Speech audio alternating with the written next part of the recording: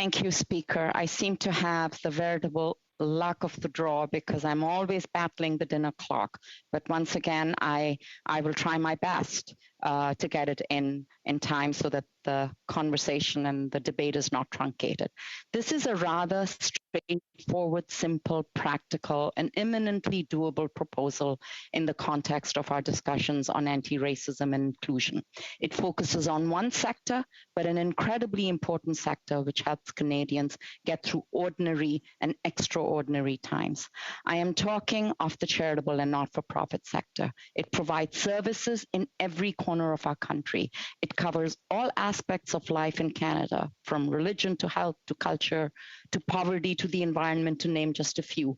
It employs close to 2.5 million people and contributes 8.2% to our GDP.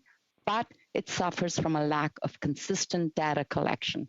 This is a significant problem because of evidence is essential to making policy and other decisions. And this motion is one small step to addressing this evidence gap.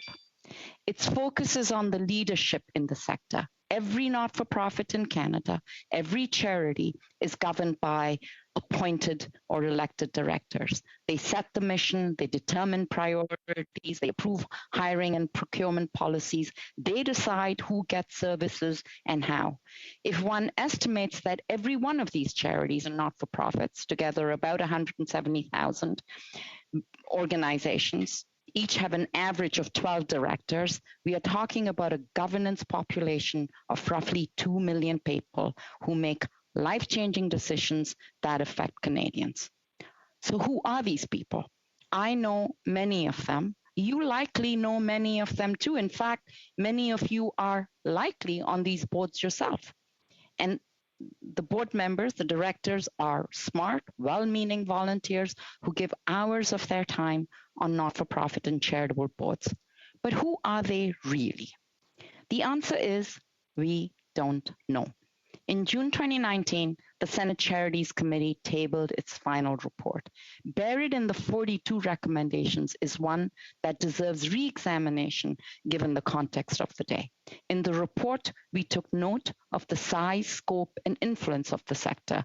As I mentioned earlier, it touches all aspects of our lives. It wields significant heft in our economy and in our employment figures. I think we also all know how much we relied on this sector during the pandemic.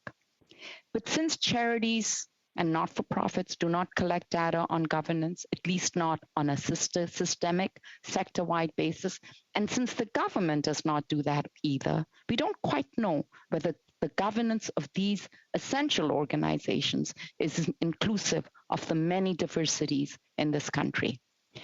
You will all perhaps remember we had this conversation before when we discussed C25, which amended the Canada Business Corporations Act. As a result, all federally incorporated distributing corporations are now required to provide shareholders at annual general meetings information about diversity among directors and senior management. The changes to the law have been in force now for 2 years. In my view, this bill was an imperfect bill, and some of us tabled an amendment which did not find enough support in the chamber. But at least the corporate sector now has a reporting provision which mandates it to report annually on the demographic diversity of their boards. As a result, we will get year after year a spotlight on whether and if diversity is increasing or decreasing in corporate boardrooms. At least we will have a baseline of evidence. I believe, and I hope I'm right, that most of us all here believe in the role, the function, and the centrality of charities and not-for-profits to the ongoing health and vibrancy of our country. But what little data we have on the sector leads me to a conclusion. It may talk the walk of diversity, but it does not quite walk it yet. Its aspirations are admirable on this front, and its spirit is willing, but its flesh appears weak. As the philanthropist has noted, boards within the charitable and philanthropic sector have often been criticized for a phenomenon dubbed snow capping. having racialized workers on the front lines, while mostly white executives sit in decision-making positions at the top of the organizational hierarchy. In June of 2020, I issued an open letter asking the charitable sector to collect data on diversity on their boards. Luckily, through the power of social media, Stats Canada got involved and agreed to conduct a crowdsourced voluntary survey of the sector. And this survey was designed by Stats Canada and by significant input of the sector. It was launched in December 2020 and was available until January 2021. And a total of 8,835 individuals completed the survey, of which 6,170 were board members. It was Statistics Canada's first targeted attempt to measure diversity on governing boards in the sector, in the charitable and not-for-profit sector. The survey asked board members about socio-demographic information, including their race, gender, sexual orientation, age, immigration status, and disability. The survey found that whilst women were equitably represented on these boards, racialized people, immigrants, people with disabilities were not. Among those who responded to the survey, 14% identified as being immigrants, 11% identified as belonging to a visible minority group, and only 3% identified as First Nations, Métis, or Inuit. The survey also asked them to describe the communities they serve and whether their organization had a written policy on the diversity of its board of directors. And 47% of the participants in the survey said their organization did not have such a policy. I really appreciate that Stats Canada stepped up to do the survey and provide a snapshot into the sector. But this is only the first step and a one-time process.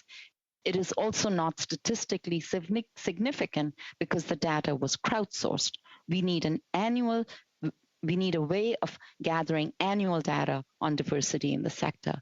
And the Senate Charities report recommended that this is the government's role to ensure that this data is collected and tabulated on an ongoing basis. What needs to be done then is actually quite simple. The Minister of the Canada Revenue Agency needs to add one question, just one question, on this matter on both the T1044 and the T3010 forms. These are the forms that charities and not-for-profits have to file annually if they want to retain their status. Every charity and every federally regulated not-for-profit must fill this form out every year. Therefore, with the inclusion of a new question, data would be gathered annually and would be aggregated and possibly disaggregated to present a clear picture of diversity. Based on clear evidence, the country and the sector could see if the progress is being made, how and where. If we truly want this next decade to be a decade of reconciliation, about inclusion, about hope and respect for the diversity of Canada, then we must hear the voices of Indigenous peoples, racialized communities, and other marginalized groups, not just in universities' courtrooms and in the Senate, but also in the boardrooms of our many well-meaning charities and not-for-profits. This motion provides a simple but systemic way of tackling the governance deficit in the sector. Whilst it does not require changes in legislation, it does require political will. And I hope I can count on you for your support for the simple change that will be the beginning of much needed renewal in a very important sector in Canada. Thank you, colleagues.